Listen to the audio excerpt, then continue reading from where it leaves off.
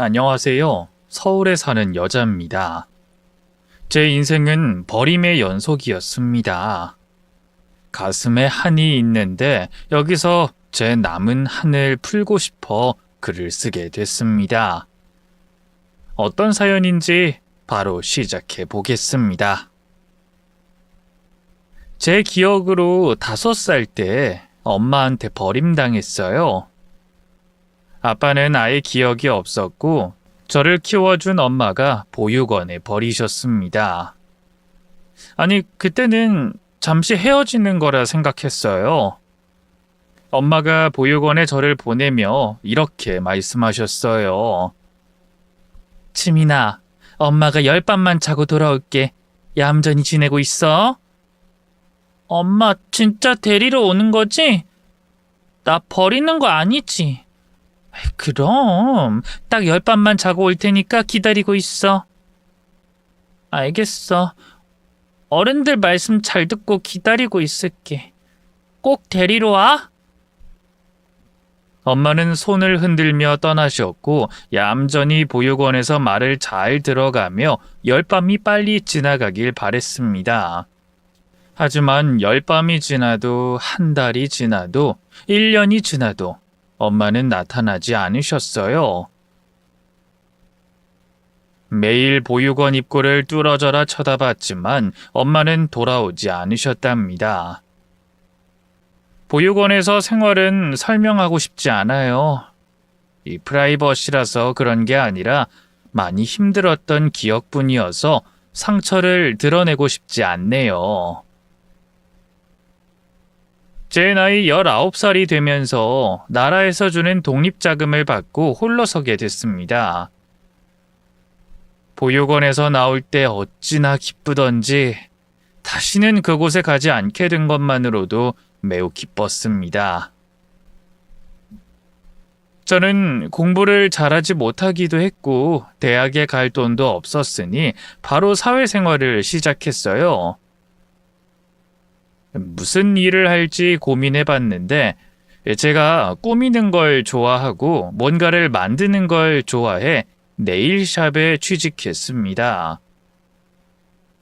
아무런 조건도 보지 않고 배우면서 일할 수 있어서 한 상가에 있는 네일샵에 들어가 일하게 됐어요. 자격증을 공부하며 인조 손톱의 연습을 꾸준히 해서 금세 자격증을 취득했고 손님들 네일 작업할 기회가 찾아왔답니다. 깔끔하게 손질하고 알록달록하게 꾸며서 손님이 좋아서 웃는 걸 보면 그렇게 뿌듯하더라고요.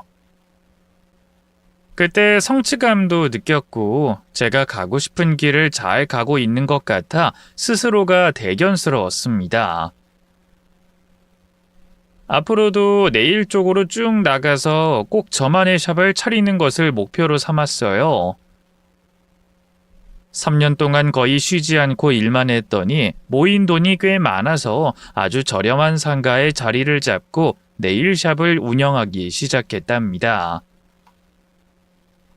일의 특성상 예약 손님만 받고 작업을 해야 해서 손님이 줄을 서는 일은 없었어요. 엄청 잘 버는 건 아니었지만 그래도 직장 생활하는 직장인들만큼의 돈을 벌었던 것 같습니다. 이렇게 스스로 독립하고 자리를 잡았으니 저를 버린 엄마를 찾아보기로 했어요. 미움과 원망도 많았지만 그리움이 훨씬 제 마음을 더 많이 차지해서 물어물어 엄마가 계신 곳을 알아냈습니다. 엄마를 보면 이만큼 컸다, 혼자 사업도 하고 잘 산다라고 말해주고 싶었고 엄마가 그때 왜 저를 버렸는지 이유도 듣고 화해도 하고 싶었어요. 그래서 엄마가 살고 있다는 아파트로 찾아갔습니다. 초인종을 누르자 묻지도 않고 현관문을 열어주더군요. 엄마? 누구세요? 엄마, 나예요, 지민이. 네? 지민이요? 처음 보는 얼굴인데 저 아세요? 저는 당신 딸이라고 대답하려는데 엄마 뒤에서 남자가 걸어오더군요. 여보, 누구야? 나도 몰라. 누굴 찾아온 모양인데 잘못 온 것 같아. 엄마와 동거남 뒤에 초등학생으로 보이는 남자아이가 둘 있더군요. 엄마는 새로운 가정을 꾸리고 사는 것이었어요. 저를 끝까지 모른 척하길래 저도 잘못 찾아온 척 했습니다. 죄송해요. 제가 집을 잘못 찾아왔네요. 실례했습니다. 그러자 남자가 안으로 들어갔고 엄마는 쓰레기를 버리러 오겠다고 하더니 저를 따라 나오더군요. 혹시 저에게 사과하고 화해하려는 건가 싶어 기대를 하고 아파트를 벗어났습니다.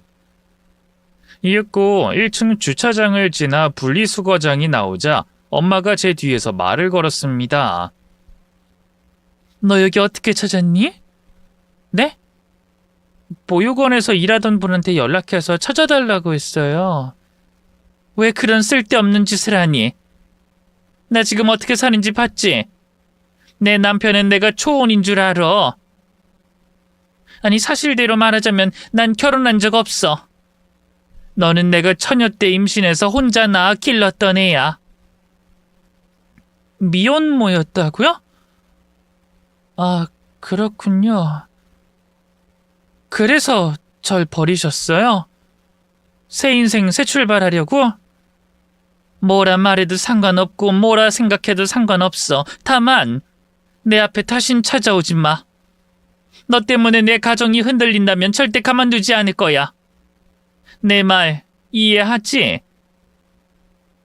저한테 할 말이 그것뿐인가요? 날 버려서 미안하다거나 내가 그리웠다거나 그런 마음은 한 번도 들지 않았나요? 야, 넌 내 인생의 걸림돌이었어. 걸림돌을 멀리 차버린 게 죄라도 되니? 감성팔이 이야긴 그만하고 돌아가. 그리고 다신 날 찾아오지 마. 이건 부탁이 아니라 경고야. 내 인생을 조금이라도 망친다면 널 가만두지 않을 거야. 네, 그럴게요. 이렇게 정답이 떨어지게 해주셔서 고맙습니다. 평생 원망하면서 살게요. 어린 것이 말하는 싸가지 마라.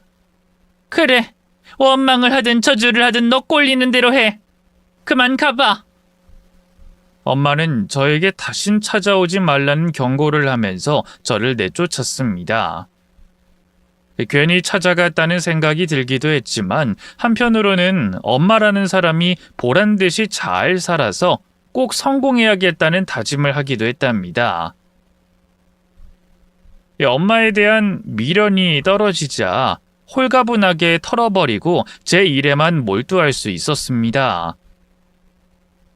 딴 생각하지 않고 열심히 일할 수 있었죠. 세월은 흘러갔고 저의 네일샵의 단골들은 늘어나 아파트 전세도 마련했고 중고차도 한 대 끌고 다닐 수 있는 수준이 됐어요. 작은 성공을 했더니 인생은 살만하다는 걸 깨달았습니다. 그리고 20대 후반에 남자친구를 사귀기 시작했어요. 그동안 상가에서 일하는 분들이 소개팅을 해줘서 남자를 여러 번 만나봤고 연애도 6개월에서 1년씩 짧게 해봤어요. 그런데 20대 끝자락에 사귀게 된 남자친구는 다른 남자와는 다르게 인성이 훌륭한 사람이었습니다. 제가 무슨 말을 해도 허허 웃으며 이해해줬고 배려는 온몸에 습관처럼 배겨있던 남자였죠. 그이와 2년 정도 연애를 했는데 프로포즈를 하더군요. 연애는 좋았지만 결혼은 생각해 본 적이 없어서 당황스러웠습니다. 며칠 고민해 봤는데 저를 버린 엄마가 생각나더라고요. 제가 결혼을 해서 아이를 낳고 잘 사는 모습을 보여준다면 엄마한테 복수를 해주는 거라고 생각했습니다. 그것이 한 가지 이유였고 다른 많은 이유들로 결혼을 결심하게 됐어요. 그중 가장 큰 이유는 지금 만나는 남자를 놓치면 평생 후회할 것 같았습니다. 그래서 프로포즈를 받아들이고 예비 시댁에 인사를 갔어요. 저를 마음에 들어하지 않을 확률이 크기 때문에 초긴장 상태로 시어머니를 찾아뵙게 됐죠. 지민 씨라고? 네일샵을 한다고 했지? 네, 어머님. 부모님은? 안 계세요.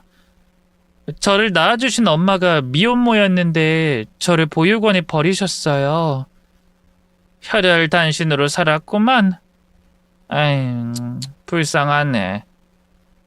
그런데 동정심으로 자네를 받아줄 순 없어.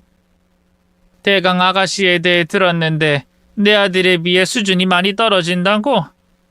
이 사람은 어울리는 짝을 만나야 하는 법이네. 내 말 이해하나? 저랑 서진 씨랑 안 된다고 말씀하시는 건가요? 그래, 안 돼. 천의 고아이자 근본 없고 가진 거 없는 여자한테 내 아들 못 준다. 어머님, 제가 서진 씨에 비해 많이 모자라다는 건 알아요. 하지만... 신모는 제 말을 끊고 자신의 할 말을 하셨습니다. 말이 기네. 그냥 안 된다면 그런 줄 알아. 내 아들이 오늘 자네를 한번 보고 생각해보라고 했는데 얼굴을 봐도 정이 안 가. 그냥 먼 나라 사람 만난 기분이야. 서진아, 네 부탁대로 한번 만나봤으니 이 아가씨 집에 보내라. 엄마, 만난 지 10분밖에 안 됐는데 그냥 나가라고요? 그러지 말고 식사도 하고 대화를 많이 나눠봐요. 분명 좋은 사람이라는 걸 깨닫게 되실 거예요. 얘가 엄마 하는 말을 귓등으로 듣네. 너 사업 성공시키려고 내가 얼마나 많은 고생한 줄 알지? 그럼 최소한 너랑 수준이 비슷한 여자를 데리고 와야 정상 아니냐? 어디 고아에 남의 손발톱이나 만지는 애를 데리고 오냐? 이 아가씨 어서 치워! 시어머니는 저를 하찮은 물건 대하듯이 말씀하셨고 더는 대화할 분위기가 아니어서 나와버렸습니다. 결혼을 포기하고 헤어지려고 했는데 남자친구가 끝까지 매달리더군요. 자기가 시어머니를 어떻게든 설득해 볼 테니 기다려달라고 무릎까지 꿇고 애원했습니다. 이에 저는 다른 건 다 제쳐두고 오롯이 사랑하는 그이만 생각하기로 했어요. 그래서 자존심 던져버리고 기다렸습니다. 한 달 뒤, 그이가 시어머니를 어떻게 설득했는진 모르겠지만 저를 다시 시댁으로 부르셨습니다. 내 아들이 아가씨 아니면 결혼 때려치우고 절에 들어간다고 협박을 하니 어쩔 수 없이 허락하게 됐네. 어머님 감사합니다. 저 정말 잘할게요. 잘하는 건 당연한 거고 앞으로 내가 시키는 거 다 소화해야 해. 무슨 말인지 알겠어? 네, 어머님. 무엇이든 시키는 대로 잘하겠습니다. 저희 잘 살게요, 어머님. 그렇게 결혼 승낙을 어렵게 받고 결혼식을 작게 올렸어요. 제 눈치로 봤을 때는 시어머니가 저를 널리 알리고 싶어 하지 않으시는 것 같았습니다. 그래도 그이와 결혼하게 됐으니 그것만으로도 감사했어요. 신혼집은 시댁 바로 근처에 마련해서 살게 됐습니다. 시어머니가 가깝게 사는 걸 원하셨고 시키는 대로 하기로 했으니 정해주신 집에 들어가 살게 됐죠. 그런데 시어머니는 하루도 빠짐없이 신혼집을 찾아오셨어요. 남편이 출근하고 제가 집 정리를 하고 정오쯤에 출근하는데 늘 오전 10시에 들러서 2시간 동안 잔소리를 심하게 하셨습니다. 집안 꼴 좀 봐라. 너 이불 빨래는 언제 한 거니? 지난주에 했어요, 어머님. 지난주? 근데 왜 이렇게 방에서 냄새가 심하냐? 신혼이라 이불에서 하는 게 많은가 보지? 네? 냄새 나니까 자주 좀 빨아라. 그리고 바닥 청소 매일 하는 거냐? 왜 이렇게 찌그럭거리냐? 방금 청소기 돌렸어요, 어머님. 걸레질도 했고요. 그럼 청소한 게 이 모양이라는 거냐? 부모 없이 커서 뭐 하나 제대로 할 줄 아는 게 없네. 마음에 드는 게 없어. 죄송해요, 어머님. 다시 청소할게요. 아유, 한 번에 잘해놓으면 덧나니? 너 밤일도 제대로 못해서 다시 하고 그러는 거야? 네? 어머님, 그게 무슨 말씀이신지... 결혼한 지 몇 달 됐는데 왜 아직도 애가 없는 거냔 말이다. 밤일을 제대로 못해서 애가 안 들어서는 거 아니냐? 그런 거 아니에요, 어머님. 정말 결혼한 지 얼마 안 돼서 안 생기는 거예요. 빠른 시일 내로 애나 가져라. 내가 나이 드니까 적적하니 손주 키우는 재미로 살고 싶다. 네, 어머님. 노력하겠습니다. 노력만 하지 말고 무조건 가져. 부탁이 아니라 명령이야. 그런 식으로 허구한 날 오셔서 집안 살림 잔소리를 1절로 하셨고 애기 가지라고 2절을 하셨어요. 또 퇴근하고 와서 남편 밥을 차려줄 때 불시로 찾아오셔서 밥상에 반찬을 가지고 트집을 잡으셨죠. 너는 어떻게 밖에서 일하고 온 사람한테 고기 한 점을 안 해주냐? 이거 다 풀떼기잖아. 다행히 남편과 있으면 그이가 대신 대답해줬습니다. 엄마, 내가 요즘 살이 찐 것 같아서 채식으로 준비해달라고 했어요. 요즘 건강식이 유행이라고 하잖아요. 네가 살이 찌긴 뭐가 쪘다 그래? 한창 나이라 고기랑 생선은 기본적으로 매일 먹어줘야 한다고. 안 되겠다. 며느리 너 정육점에 다녀와라. 한우랑 한돈 좀 사와.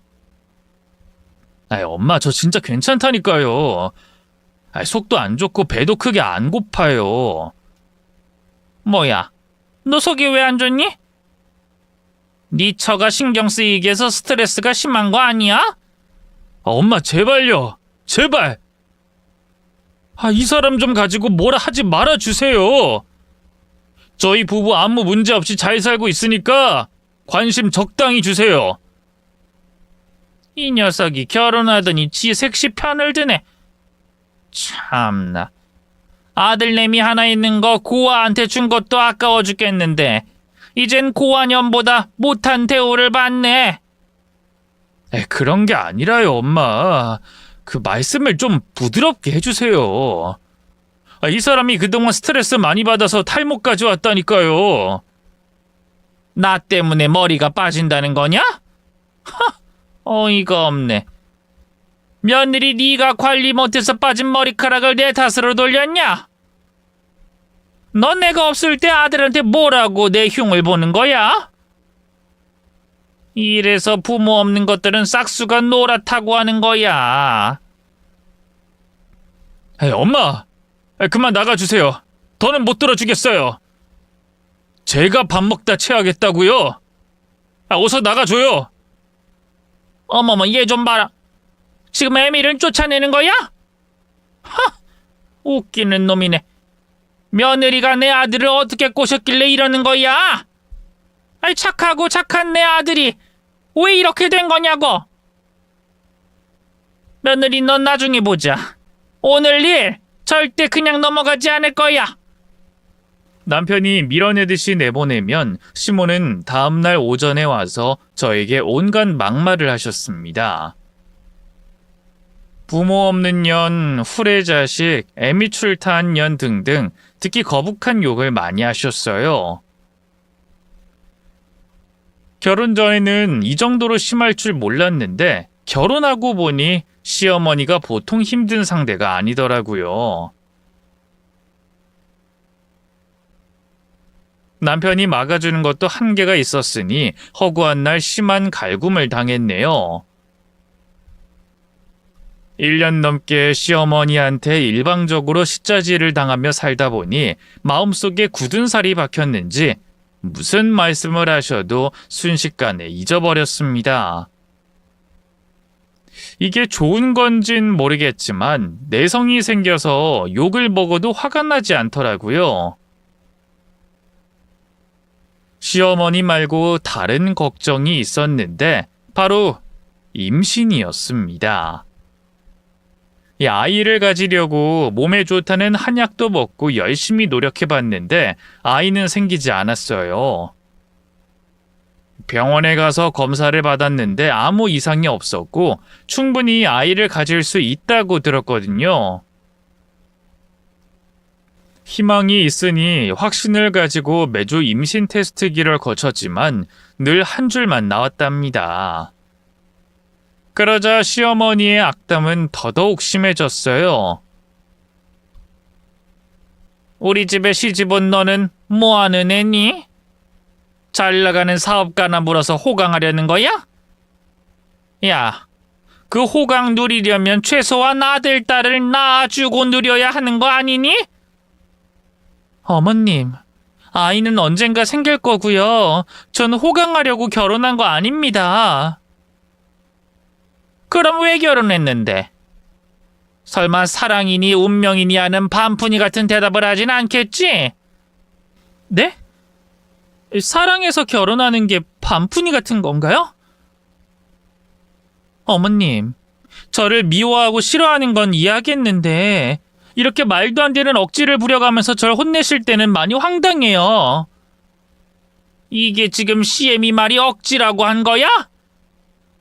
너 내가 억지나 부리는 그런 못난 시모라고 욕하는 거냐? 역시나 말대답을 잘못해서 1시간이 넘도록 쌍욕을 먹어야 했습니다. 괜히 입을 열었다고 생각하며 다음부턴 그냥 한 귀로 흘리고 네네 하고 대답만 잘하기로 마음먹었네요. 그렇게 세월은 조금 더 흘렀고 2019년 말에 코로나가 터졌습니다. 저는 코로나라는 질병이 한두 달 지나면 끝날 줄 알았는데 이 텔레비전에서 감염자 인원을 실시간으로 중계했고 사회적 거리두기와 외출 금지 등 여러 통보를 하는 바람에 네일샵 운영에 큰 차질이 생겼어요. 영업장에 나와도 손님이 없었으니 출근 하나만 하였죠. 그래서 네일샵을 빼고 단골들에게 개인적으로 연락해 출장을 나가 네일을 하면서 일했어요. 남편의 사업은 온라인 유통이 주된 업무라 큰 타격 없이 잘 운영이 됐습니다. 그러던 어느 날 예약 전화가 걸려왔는데 처음 보는 번호였어요.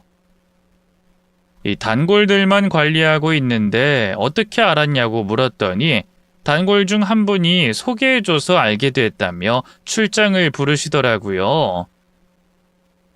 이에 저는 횡재한 기분으로 출장을 나섰고 고객님의 집 앞에 섰습니다. 근데 대문이 제 키의 2배 이상으로 높았고 집 건물과 마당이 웅장했답니다. 엄청 돈 많은 사람의 집이라는 건 확실하게 알겠고 여기 사는 분이 단골이 되면 아주 좋을 것 같았습니다. 입소문이 잘 나서 코로나 기간 동안에는 출장 네일로 많은 돈을 벌었으면 했답니다. 이윽고 대문이 열리고 집 안으로 들어갔는데 나이든 아저씨가 혼자 있더라고요. 그래서 예약한 사람이 어딨냐고 물었습니다. 안녕하세요. 오늘 네일 예약하신 분은 어디 계신가요? 그 저자가 네일 아티스트입니까? 네, 전화 예약 받고 왔습니다. 손님은 어디 계실까요? 그게 나요. 네? 내가 예약했다고요. 어르신이요? 어르신? 이봐요. 내 나이 이제 환갑 조금 넘었는데 무슨 어르신입니까? 뭐 남자를 손톱 관리하면 안 되는 법이라도 있어요? 아니요. 그런 건 아니지만 제가 여태껏 남자 손님을 받아본 적이 없어서요. 알겠습니다. 일단 앉아서 설명해 드릴게요. 설명할 건 없고 그냥 깔끔하게 관리만 해줘요. 그럴까요? 투명 매니큐어 같은 건 어떠세요? 방금 전까지 늙은이가 내일 한다고 기겁한 사람이 나더러 매니큐어 칠을 하라고요? 됐습니다. 네, 그럼 손톱 다듬고 갈아드릴게요. 저는 도구를 이용해 남자의 손톱을 깔끔하게 정리했습니다. 그런데 그 남자가 갑자기 제 손을 덥석 잡더군요. 아저씨 왜 이러세요? 저는 그 손을 뿌리치고 본능적으로 살아남으려고 남자의 뺨을 세게 한 대 갈겼습니다. 그러자 남자는 볼을 잡더니 저에게 다가오더군요. 다시 소리를 꽥 지르고 그 집에서 빠져나왔답니다. 세상에 변태 같은 놈들이 많은 건 알았지만 출장 내일을 불러서 이런 행동을 하는 놈이 있을 거라고는 상상도 못했네요. 아무튼 그렇게 빠져나왔고 전화 예약을 받을 때마다 여자 고객인지 확인했습니다. 그런데 날이 갈수록 손님들의 예약은 떨어졌어요. 자영업자뿐만 아니라 직장인들도 일자리가 위태하니 내일하는 사람이 확 줄어든 거죠. 그래서 거의 주부로 지내면서 살림만 했답니다. 몇 달이 지나도 마스크를 쓰고 돌아다녀야 했고 사회적 거리두기를 지키고 있어 다시 네일샵을 여는 건 무리였어요. 아무래도 수년 뒤에나 가능할 것 같았습니다. 한편 남편은 코로나로 인해 더더욱 매출이 올라갔어요. 온라인 사업이었으니 집에서 시간 보내는 사람들이 많아서 매출이 2배 이상으로 꽁충 뛰었습니다. 아무튼 제가 집에서 주부로 지내게 되자 시어머니는 거의 매일 오셔서 반나절씩 머물다 가셨어요. 정말이지 발바닥에 가시를 밟고 다니는 기분이었습니다. 며느라, 점심엔 파스타 좀 해봐라. 요즘 식당에 가서 밥 먹는 게 어려우니 네가 직접 해줘라. 네, 알겠어요, 어머님. 집에서 노는 며느리가 유용하게 쓰이니 이것도 나쁘진 않네. 점심 먹고는 우리 집 가서 청소 좀 해라. 내가 좀 허리가 안 좋아서 빨래랑 청소를 미뤘더니 집이 엉망이다. 어머님 댁 청소요? 네, 알겠어요, 어머님. 눈치가 제법 늘었다. 예전 같으면 왜 해야 하냐고 따졌을 텐데 말이야. 저도 느끼는 바가 있으니까요. 남편 같은 좋은 사람과 결혼했으니 감사함을 표현하려면 어머님께 잘하는 것도 포함된다고 생각합니다. 그래, 그렇게 감사하게 생각하면서 지내라. 근데 너 애는 언제 가질 거냐? 벌써 결혼한 지 2년이 넘었는데 아직도 소식이 없으면 어쩌라는 거지? 너 혹시 몸에 문제 있는 거 아니야? 그럴 리가요. 아무 문제 없다고 병원에서 소견서를 받아왔어요. 병원에서 캐치 못하는 것들이 있잖아. 뭐 예를 들면 몸을 함부로 굴린 과거 때문에 불량품이 되어 애가 잘 안 들어서는 경우가 있잖아. 어머님, 그 말씀은 제가 몸을 함부로 굴렸다는 말씀이세요? 어머님 절대 그렇지 않거든요? 왜 이렇게 부정을 강하게 하는 거지? 뭐 찔리는 거라도 있나? 너 고아 출신에 얼굴도 반반하니 딱 술집 접대부가 어울리는 것 같아. 아유, 그러고 보니 네일샵 차린 돈을 술집에서 번 거 아니냐? 웃음 팔고 몸도 팔면서 말이야. 남자들이 기피해야 하는 직업군들이 있다잖아. 여러 직업 중에 네일샵도 있는 거 모르니? 인터넷에 떠도는 말 때문에 그러시는 거죠?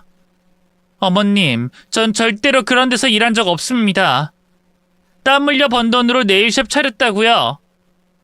밤일에도 땀을 흘리잖니. 어머님, 그만 좀 하세요. 저를 이상한 여자로 만드는 거 제발 그만하세요. 찔리는 구석이 있으니까 저러는 거지. 내 눈에 훤히 보인다. 제가 그런 여자인 걸 아셨으면 애초에 결혼 허락은 왜 하셨어요? 이게 눈을 세로로 뜨고 대드네. 야! 그땐 내가 너에 대해 다 몰랐잖아. 그런데 겪어보니까 네가 억지로 눈웃음 치는 걸 보면 딱 술집 접대부로 보인다고. 저 그런 말 어머님한테만 들었어요. 아무도 절 그렇게 보지도 않는다고요. 또 절대로 그런 곳에서 일해본 적도 없으니 그런 막말은 하지 말아주세요. 에휴, 며느리 무서워서 말도 못하겠네. 아이 그래, 너 잘났다. 땀 흘려서 돈을 벌든 뭘 하든 잘 알았으니까 내 손주나 빨리 좀 낳아봐라. 아이 내가 이렇게까지 잔소리를 하면 너도 각성하고 잘 좀 해봐라. 잔소리의 끝은 항상 임신이었어요. 제가 하기 싫어서 아이를 못 갖는 게 아니었는데 엄청나게 보채셨죠. 엄마가 당신한테 술집 종업원 출신 같다고 하셨단 말이야? 그렇다니까. 네일샵에 일하는 여자는 10중 8구 술집 출신이라는 소리를 하셨다고. 뭐 없는 이야기는 아니니까. 나도 주변 친구들 이야기 들어보니까 여러 직군 중에 네일샵이 특히 더럽다고 하더라. 과거 문란한 여자가 많다고들 하던데. 지금 당신 뭐라는 거야? 당신도 날 못 믿어? 내가 문란하다고 생각해? 글쎄, 과거를 내가 직접 본 게 아니니까 뭐 확실하다고 말은 못하지만 어느 정도 의심은 간다는 거지. 그리고 임신 못하는 것도 혹시나 과거에 여러 경험이 있어서 그런 게 아닐까 하는 생각도 들고. 아니야. 난 그런 여자가 아니야. 날 이상한 여자 취급하지 마. 알았어. 아니면 아닌 거지. 왜 이렇게 오바해? 나 참. 유난 떠는 걸 보니까 더 의심되네. 정말 이럴 거야? 됐다. 말을 말자. 부부끼리 솔직한 대화를 좀 해보자는 건데 짜증내고 소리만 지르니 대화가 안 되잖아. 에이, 기분 잡쳤네. 나 오늘 밖에서 저녁 먹을 테니까 당신 혼자 알아서 먹어. 방귀를 낀 놈이 성낸다고 그이는 실컷 화를 돋우고 집을 나가더라고요. 그이는 그날 아예 외박을 했고 다음 날도 늦게 들어왔습니다. 당신 이제 들어오는 거야? 여태까지 뭐 하다가 온 거야? 나 사업하는 사람인 거 잊었어? 일하느라 늦은 거지. 뭘 하다 늦었겠어? 요즘 당신 많이 변한 거 알아? 결혼 전이나 신혼 초에는 이러지 않았잖아. 또 옛날 얘기한다. 이 여자야, 당신은 잡은 물고기잖아. 어디 도망가지 않고 이 집에서 계속 살 거잖아. 근데 뭐하러 옛날처럼 유난을 떨겠냐? 뭐? 당신은 말을 그렇게밖에 못해? 이 정도도 많이 순화한 거야. 어이, 잡은 물고기, 가서 해물탕이나 끓여와. 얼큰하게 해장 좀 해야겠으니까. 당신이 직접 해먹어. 나 그럴 기분 아니거든? 이 여편네가 돌았나. 하늘 같은 서방님이 밖에서 일을 하고 들어왔는데 집에서 아무것도 안 하는 년이 내 말에 토를 달아? 너 혼 좀 날래? 그래, 혼나보자. 어떡할 건데? 하고 싶은 대로 해봐. 그러자 남편의 손이 바로 제 얼굴로 날아왔습니다. 그리고 뒷머리를 잡더니 세게 잡아당겨 넘어뜨리더군요. 거실 바닥을 질질 끌고 다니며 막말을 심하게 했어요. 이 걸레 같은 게 감히 누구한테 까부는 거야? 근본도 없고 태생도 쓰레기같이 태어난 주제에 어디서 말대답이야? 아, 그만해! 너무 아프다고! 아프라고 하는 거야, 이년아! 넌 혼 좀 나야 해. 애미애비가 없어서 못 배웠으니 오늘 예의라는 걸 좀 배워보라고! 그이가 저를 바닥을 질질 끌며 발길질과 손찌검을 연신하고 있는데 시어머니가 현관문을 열고 들어오더군요. 저와 눈을 마주친 시모는 빙그레 웃더니 팔짱을 끼고 구경했습니다. 아들 살살 해라. 제가 교육이 필요한 건 알겠는데 너무 심하게 하면 뒤통수를 칠 줄도 모른다고. 엄마 오셨어요? 인연이 요즘도 엄마한테 까불어요? 오늘 내가 인연 제대로 손봐줄 테니까 불만 있으셨던 거 다 말씀하세요. 불만이야 많지. 시엠이 말을 귓등으로 듣고 싸가지 없이 대답하는 것부터 해서 애 못 낳고 무능한 여자라는 게 불만이다. 도대체가 할 줄 아는 것도 마음에 드는 것도 하나가 없다니까. 내가 그때 결혼을 하지 말았어야 했어요. 엄마가 말릴 때 헤어졌어야 했다고요. 엄마, 이 불효자 용서하세요. 아니야, 지금 아주 잘하고 있잖니. 그냥 제대로 잡아 족치고 조금 두고 보다가 이혼해라. 애기 못 갖는 애를 언제까지 데리고 살 순 없잖니. 네, 그럴게요. 엄마 말씀을 들어야 자다가도 떡이 나온다는 걸 이젠 잘 아니까 엄마가 시키는 대로 할게요. 그럼 계속 인연 손 좀 봐줄게요. 그이는 시모 보는 앞에서 저를 흠씬 두들겨 팼고 제 몸과 마음을 만신창이로 만들었습니다. 그날 밤 탱탱 부은 눈으로 멍하니 앉아 있었는데 출장 내일이 잡혀서 외출을 하게 됐어요. 오랜만에 들어온 일이기도 하고 당장 집에서 나가고 싶었기 때문에 다친 상태였어도 그냥 밖으로 나가버렸습니다. 내일하러 간 곳은 예전에 갔었던 대저택의 남자 집이었어요. 그 남자는 저에게 그날 오해한 거라며 저에게 주저리 이야기를 늘어놨습니다. 그리곤 오해를 풀고 대화를 나누다가 손톱을 정리하고 나왔습니다. 집으로 남편과는 각방을 썼어요. 도저히 한 방을 쓸 자신과 용기도 없었으니까요. 며칠 조용히 집에서 멍 때리면서 지냈는데 시어머니가 집에 와서 잔소리를 해도 아무 대답도 하지 않고 벽만 보고 앉아 있었습니다. 인연이 진짜로 미쳤나? 너 내가 하는 말 안 들려? 야! 고개 돌려! 사람이 말하면 얼굴을 봐야 할 거 아니야? 저는 끝까지 고개를 돌리지 않고 벽만 주시하고 앉아 있었습니다. 명상하듯 눈을 감고 가만히 있었죠. 시몬은 끝내 분노를 표출하더군요. 제 머리채를 잡고 싸대기를 흠씬 갈겼습니다. 그럼에도 작은 소리도 내지 않고 가만히 있었어요. 제가 반응을 하지 않으니 시몬은 몇 대 갈기다가 포기하더군요. 이년 진짜 또라이였네. 아우, 무서워. 내가 아들한테 말해서 다시 한번 손봐주라고 해야겠다. 그리고 니녀는 얼마 못 가 이혼당할 줄 알아. 임신도 못하는 년을 계속 데리고 살 순 없으니까 그런 줄 알고 계속 벽 보고 놀고 있어라. 이번에도 아무 대답을 하지 않았습니다. 그리고 며칠 뒤에 시모 생신날이 다가왔습니다. 작은 방에서 벽을 보고 가만히 앉아 있었는데 남편이 문을 열고 들어오자마자 화들짝 놀래더군요. 엄마야, 이 여자가 돌았나? 벽 보고 뭐 하는 짓이야? 뭐 명상이라도 하는 거냐? 야, 됐고.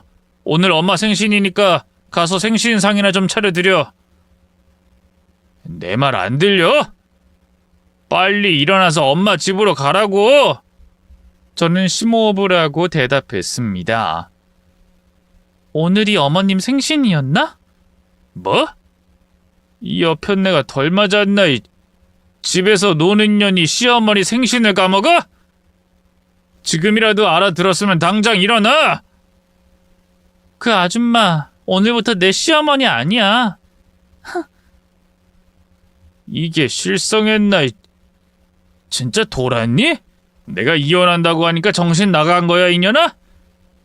너 불쌍해서 계속 데리고 살아줄 테니까 당장 가서 생신상 차려! 빨리! 네 애미는 오늘부로 내 시모가 아니라고? 이게 말하는 꼬라지 봐라, 이씨. 너 이년 안 되겠구나. 오늘 내 손에 돼지기 전까지 맞아봐! 그이가 제 머리채를 잡으려는 순간 주머니에 숨겨둔 호신용 스프레이를 남편 눈가에 분사했습니다. 아이씨, 이게 뭐야? 내 눈! 앞이 안 보여. 내 눈! 등신, 오늘 네 놈의 제삿날인 줄 알아? 앞을 못 보고 허둥대는 남편의 주요 부위를 무릎으로 가격했습니다. 그이가 고꾸라져서 고통의 신음을 내뱉더군요. 이에 저는 남편의 야구방망이를 꺼내와 사정없이 내리쳤습니다. 비명소리가 터져나오자 제 몸에 아드레날린이 분출되면서 형용할 수 없을 만큼 큰 힘이 생겨서 남편을 먼지나게 패줬습니다. 그렇게 한참 혼쭐을 내주고 있었는데 시모가 현관문을 열고 들어오더군요. 남편이 바닥에서 대굴대굴 구르는 걸 보고 경악한 시모가 저에게 달려들길래 야구방망이를 한번 휘둘러 넘어뜨렸습니다. 두 모자는 제 손 안에 있었어요. 제가 당한 걸 돌려주기 딱 좋은 순간이었죠. 어머님, 생일빵입니다. 생일 축하드려요. 야, 이 또라이야. 지금 이게 뭐하는 짓이야? 뭐하긴요. 내가 당한 걸 돌려주고 있잖아요. 입 다물어요. 그러다 주둥이 맞고 이빨 털리니까. 두 모자를 흠신 두들겨 패주자 현관 밖에서 초인종이 울렸습니다. 저는 말없이 가서 문을 열어줬어요. 제 눈앞에는 대저택에 네일 받은 남자가 서 있었습니다. 내가 때를 맞춰서 온 거냐? 네, 아빠. 딱 맞춰 오셨어요. 얼른 들어오세요. 그분은 사실 제 아빠였어요. 미혼모인 엄마가 저를 임신한 걸 모른 채 이별하셨는데 오랜 세월이 흐르고 소문으로 저라는 존재를 알게 되셨대요. 그래서 탐정을 고용해 저를 찾으셨고 대저택으로 부르신 겁니다. 제 손을 잡았던 것도 부성애가 생겨서 그러신 거였죠. 아빠와 저는 유전자 검사를 받게 됐고 친자 일치라는 결과를 받게 되어 부녀지간으로 지내기로 했답니다. 아빠의 직업은 변호사였어요. 사시 출신의 판사로 오래 일하다가 변호사로 전업하셨죠. 지민아, 네 남편이 바람 피운 증거 다 찾았다. 동영상이랑 사진 다 확보했어. 그리고 탈세하려고 미술품을 산 것도 확인했고. 이놈 세금 폭탄 제대로 맞으면 골로 가겠다. 아빠 고마워요. 알아서 증거를 다 마련해 주셨으니 소송하면 쉬워지겠죠? 아빠가 변호사인데 무슨 걱정이니? 내가 이것들 사회에서 제대로 매장시켜줄게. 아, 이놈이 바람 피우는 여자랑 얼마 전 살림도 차렸고 임신까지 했다더라. 정말 가지가지하는 놈이야. 상간녀 손해배상도 하고 정신적 피해 보상까지 제대로 받게 해주마. 한마디로 이놈은 끝났어. 수고 많으셨어요. 여보, 어머님, 다 들으셨죠? 이분은 제 친아버지예요. 그동안 애비 애미 없이 자랐다고 막말하고 욕하셨는데 이렇게 훌륭한 아빠를 찾게 됐네요. 다시 그 말 해봐요, 어머님. 네 부친이라고? 변호사? 판사 출신 변호사라고? 맞아요. 저에게도 아빠가 계시더라고요. 첫 만남은 인상 깊지 않았지만 아무튼 제 아빠가 맞아요. 그럼 사돈이라고 불러야겠구나. 저기 사돈, 처음 뵙겠습니다. 아빠는 기가 막힌 듯 껄껄 웃으며 대답하셨어요. 사돈이라니? 이제 처음 받고 곧 이혼도 할 건데 사돈이라는 호칭은 좀 그렇지 않나요? 이혼이요? 아유, 그러지 말아요. 사람이 살다 보면 실수도 하고 잘못도 저지르고 그러는 거 아닙니까? 사돈, 괜히 애들 이혼시키지 말고 우리 아들 사업장도 건들지 말아주세요. 대화로 풀고 다 같이 윈윈하도록 해요. 며느라, 우리 앞으로 서로 소중하게 대하면서 지내자. 이 시애미가 먼저 사과할게. 바로 비굴하게 태도를 바꾼 시어머니가 너무 웃겨서 푹하고 웃어버렸습니다. 어머님, 제가 일부러 어머님 생신날까지 기다렸다가 터뜨린 거예요. 평생 악몽으로 되새겨주려고요. 오늘부로 당신 모자들과 난 끝이에요. 알겠어요?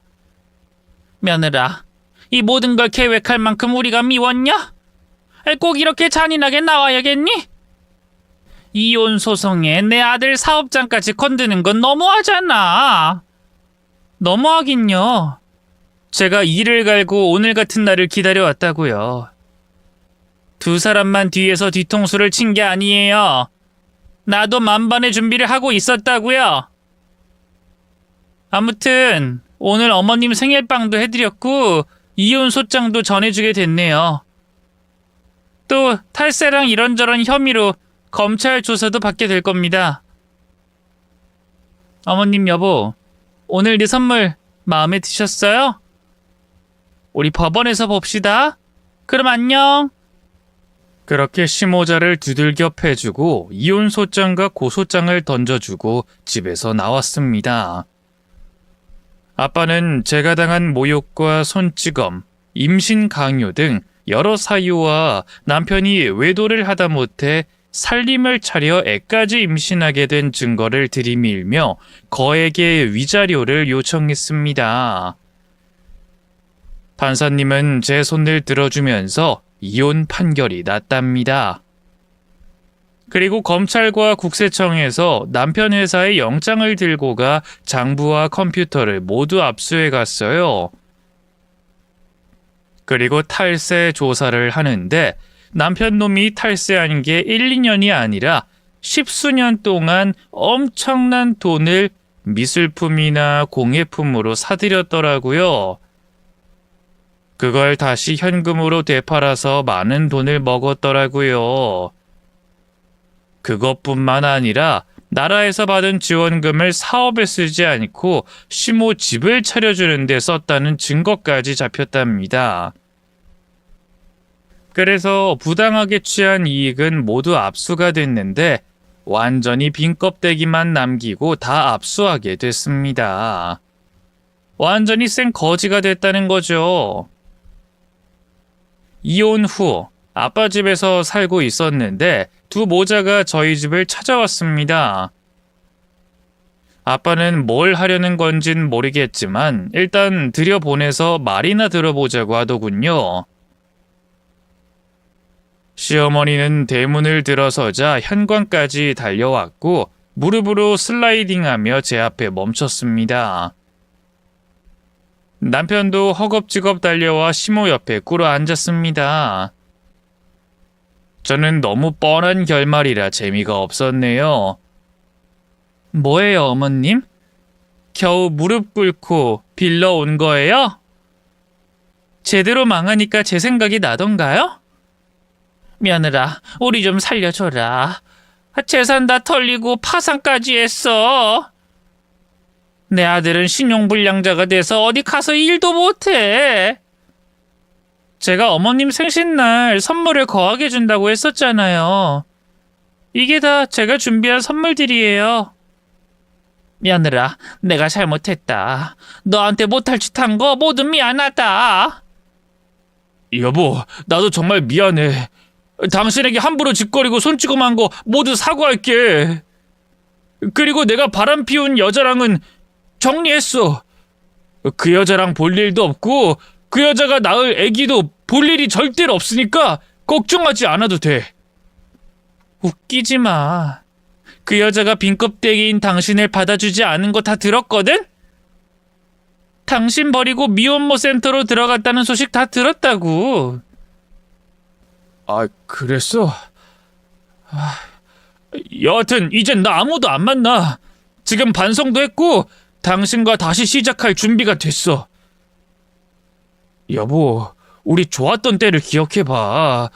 다시 돌아갈 수 있으니까 잘 생각해보라고. 그건 내가 싫은데 네가 좋은 놈인 줄 알았는데 완전 속았잖아. 날 때린 것도 모자라 상간녀랑 살림 차리고 나와 이혼까지 하려고 했지? 이 쓰레기 자식아. 너랑 네 애미는 지금부터 바닥 인생을 살게 될 거야. 여보, 나 용서해 줄 때까지 여기서 안 나가. 당신이랑 무조건 다시 합쳐야겠어. 내가 변호사 아빠 찾으니까 태도가 비굴하게 돌변하네? 그럼 일단 쳐맞아봐. 다 견뎌내면 그때 다시 생각해 볼게. 뭐? 또 몽둥이질을 하겠다고? 여보, 우리 좋게 대화로 풀면 안 될까? 또 얻어 터지는 건 좀 그래. 엄청 아프다고. 짜잔.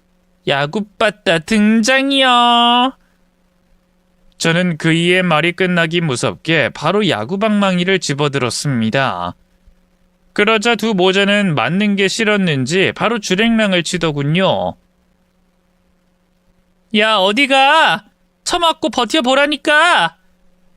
내가 같이 살아줄지 생각해본다니까. 됐어. 실컷 때려놓고 안 살 거라고 할 거잖아. 에이씨, 내 인생 망했어. 이씨. 이제 완전 개털이라고. 그래, 그게 당신한테 어울려. 찐따 같은 모습이 딱이라고. 어머님이랑 같이 폐지 주우면서 살든지 바구니 들고 구걸하면서 살든지 해라. 시모자는 그 뒤로 저를 찾아오지 않았습니다. 듣기로는 전 남편과 전 시모는 집이 없어서 쉼터 생활을 한다고 합니다. 그런데 거기서 사고를 쳤는지 쫓겨나서 길바닥에서 노숙까지 하게 됐다네요. 사람 인생이 이렇게 한 방에 망하는 걸 보니 참 재밌더라고요. 아무튼 시모자는 어디서 뭘 하는지 소식이 전해지지 않고 있습니다. 그리고 제가 친부를 찾아 대저택에서 산다는 걸 어떻게 알았는지 저를 버린 엄마가 찾아오셨어요. 저에게 다시 찾아오면 가만두지 않겠다는 사람이 먼저 아빠 집을 찾아왔답니다. 지민아, 엄마야. 그동안 잘 지냈니? 아, 우리 딸 많이 컸구나. 이 엄마가 널 그렇게 돌려보내고 얼마나 크게 후회한 줄 알아? 그래서 새 남편이랑 자식들을 모두 버리고 널 찾아온 거야. 아줌마, 입에 침이라도 바르고 거짓말하세요. 아줌마가 바람 피워서 쫓겨났으면서 애먼 사람들 탓을 해요? 아유, 그걸 알았니? 난감하네. 아무튼 지민아, 난 너랑 같이 모녀지간으로 살고 싶어. 그리고 네 옆에 있는 아빠랑 다시 시작하고 싶고. 왜 내 주변엔 이런 인간들만 있는 거지? 아빠, 뭐라고 말 좀 해보세요. 그러자 아빠가 기침을 한번 하시더니 말문을 열었습니다. 이 옆에 내야, 나랑 사귀다가 다른 남자 생겼다고 도망간 거 기억 안 나? 당신은 날 배신하고 도망간 여자야.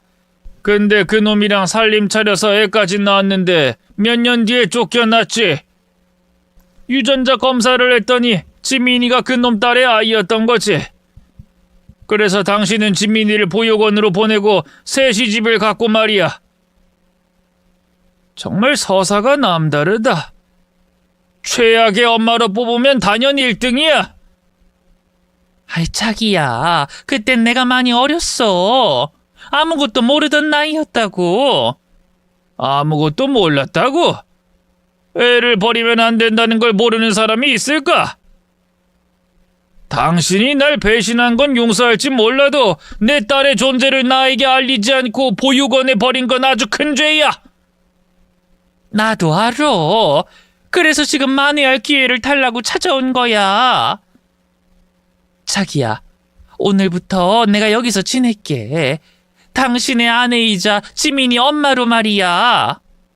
누구 마음대로. 난 죽었다 깨어나도 당신이랑 한 집에 살 일 없어. 지민아, 네 생각은 어떠냐? 당연히 싫죠. 내가 보육원에서 나와 사회에서 자리 잡고 찾아갔더니 또 버렸잖아요. 이런 여자가 내 친모인 게 몸서리치게 싫어요.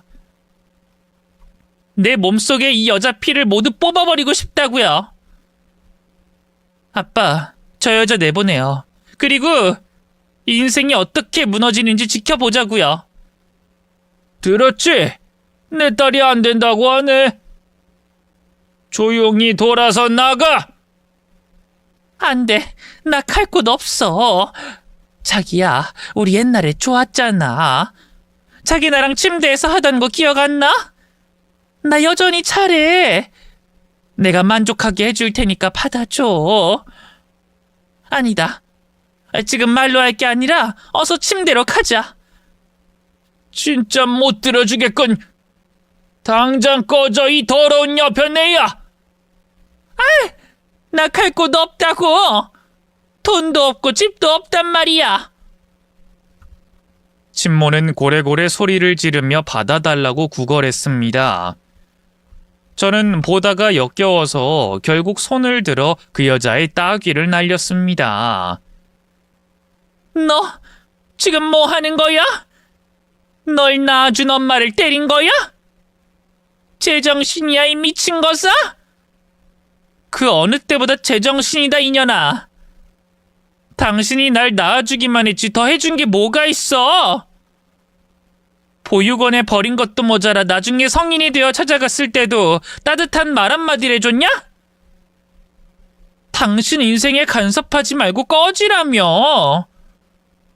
눈앞에 나타나지 말라고 경고한 게 당신인 거 몰라? 알아, 안다고. 하지만 다 지난 일이고 이 엄마가 오갈 곳이 없다잖아. 그냥 눈 감아주고 받아주면 안 되냐? 내 손으로 또 때려야 하나?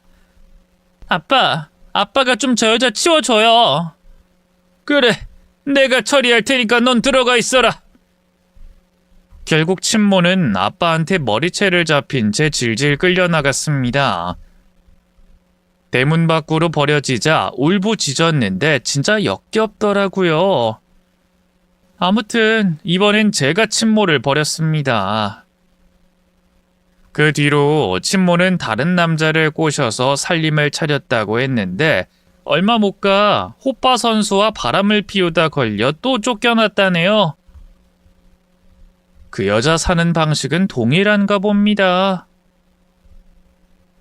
어릴 적부터 상처만 가득 안고 살아온 저에게 유일한 힘이 돼준 아빠를 늦게나마 만나게 되어 다행이라 생각합니다. 아빠가 큰 집에 혼자 사는 이유를 알게 됐는데 부인과 사별했다고 하더군요. 이 자식도 없고 친척도 없다고 했고요. 그래서 저에게 모든 사랑을 주시겠다며 매일 멋진 아빠의 모습을 보여주시고 있네요. 지금은 아빠가 소개해준 변호사와 사귀는 중이에요. 제가 한참 모자라지만 조건을 보지 않는 남자인데다 시댁 식구도 없고 마음씨도 착해서 욕심을 내서 사귀고 있어요. 이 결혼은 언제 할지 모르겠지만 지금의 행복을 실컷 즐겨보려고 합니다. 또 좋은 일이 생기면 사연을 보내도록 할게요. 그럼 제 이야기는 여기서 마치겠습니다. 끝까지 들어주신 분들께 감사드립니다. 안녕히 계세요.